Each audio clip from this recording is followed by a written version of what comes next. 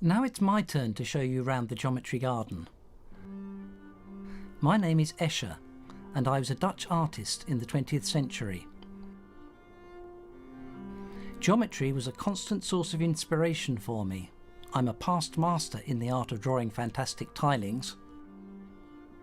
Look at this self-portrait in a spherical mirror. One of my most famous drawings shows lizards drawn on a plane that managed to break out of the paper.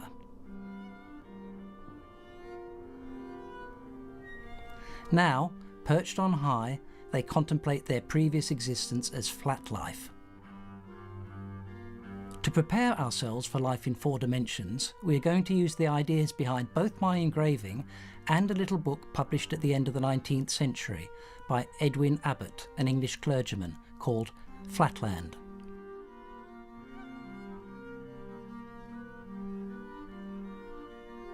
Let's try and explain to these flat beings, these creatures living trapped forever in a plane, what our everyday life in 3 dimensions is like.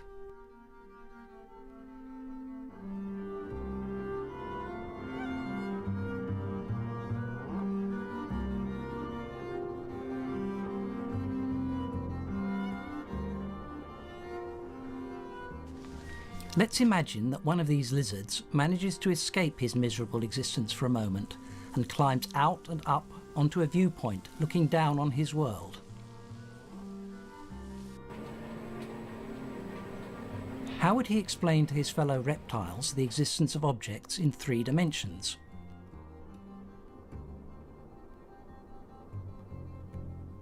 As a first attempt, he could try to pass some 3-dimensional objects through his flat world.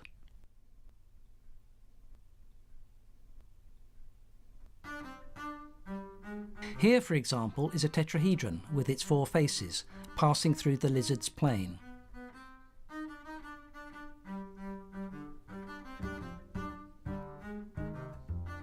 The flat creatures see a green triangle appear suddenly, then gradually shrink away. This is all they see, since their senses are entirely restricted and they cannot perceive anything outside of their plane.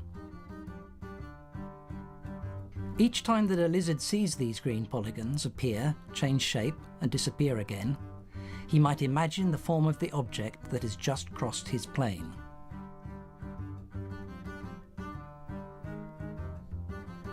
To see how hard it is to visualize the form of a geometric body from its cross sections, try to guess what is crossing through the plane now.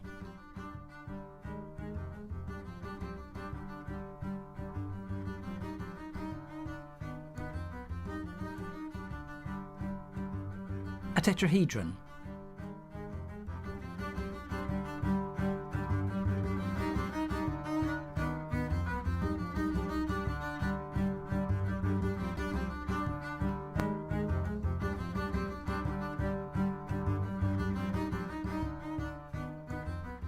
And now, it was a cube. Of course, you have to remember that these lizards don't have the same perspective that we have. All they see is a sequence of polygons, and they'll have to develop an understanding of depth in order to fully appreciate the shape of the body. And now what?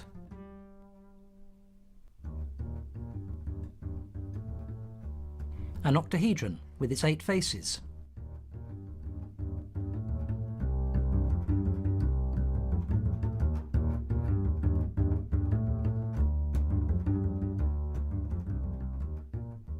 And an icosahedron. It's a solid with 20 faces.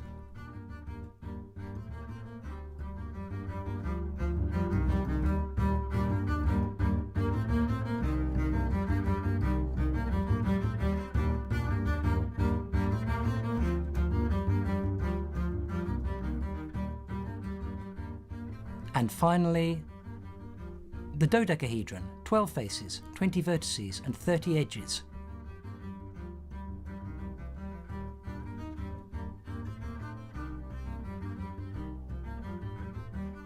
Now we're going to show you some cross sections, and only cross sections, and you have to guess the polyhedron hiding behind them.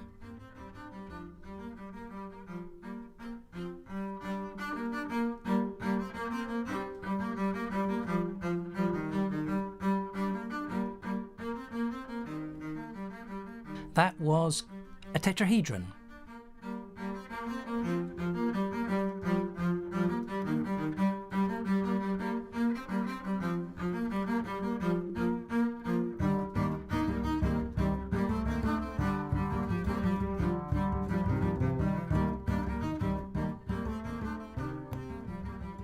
That was a cube.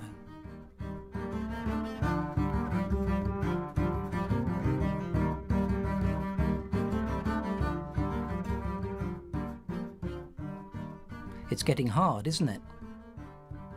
You see now that these creatures stuck in 2 dimensions have to develop good geometric intuition if they want to understand something of the 3rd dimension that we take for granted.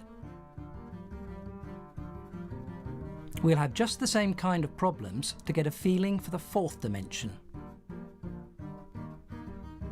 Here's a second method to explain polyhedra to our flat friends. Start by inflating a polyhedron so that the vertices and the edges are on the surface of a sphere. Then we stereographically project onto the plane of the lizards so that our 2-dimensional friends may enjoy the spectacle. Of course, we can spin the sphere around and with it our tetrahedron, just as we did before with the Earth.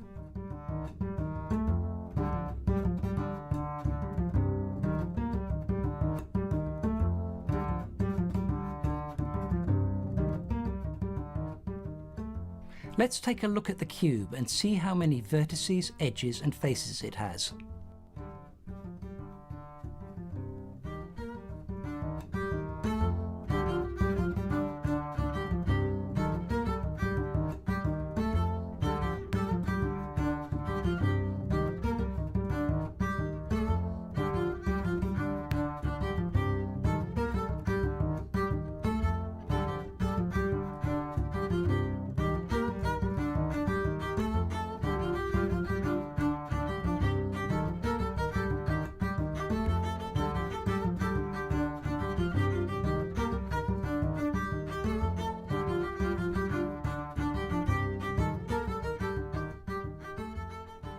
And now, here comes an octahedron.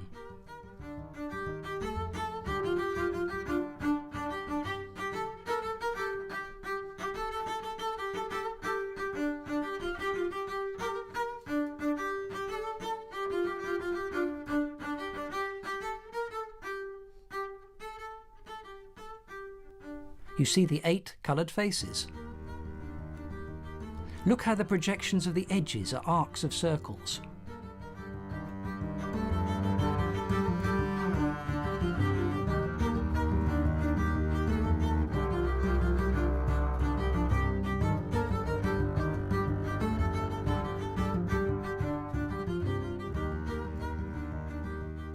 Now here comes an icosahedron.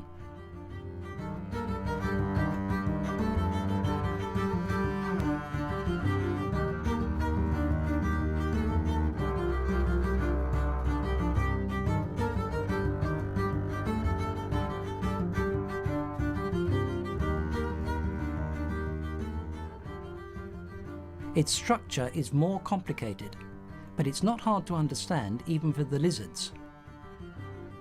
We can see 20 faces, 12 vertices and 30 edges. Can you count them all?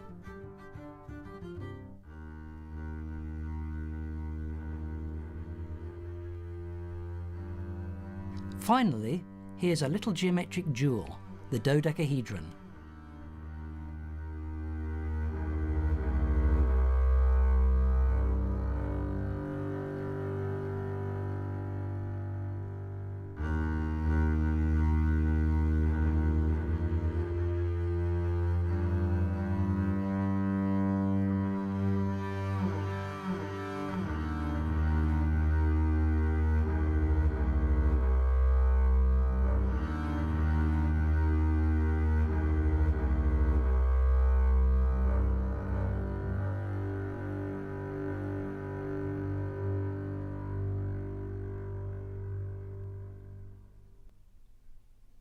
Now for some exercises.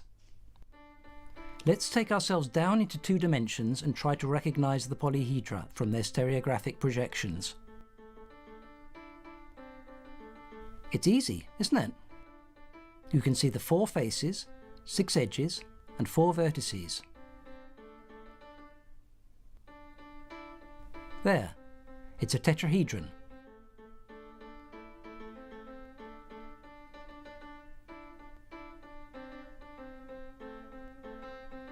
Now, what's this one? 6 faces, each with 4 edges. That's right, it's a cube.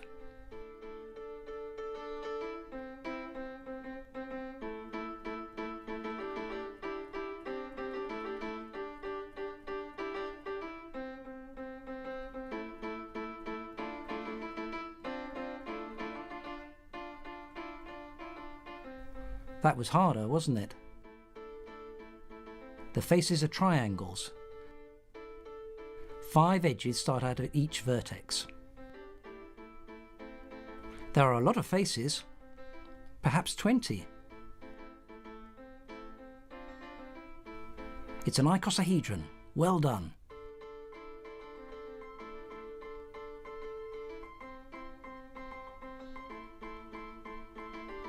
Let's look at the dodecahedron. Each face is a pentagon. If we count them, there are 12 faces. 3 edges start at each vertex.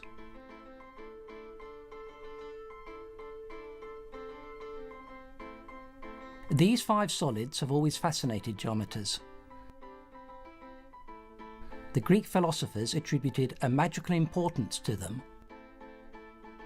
by associating to each of them one of the fundamental elements from which the world is formed. We call these figures the Platonic solids. So we agree then. It's not easy to get a feeling for the 3rd dimension when you're flat.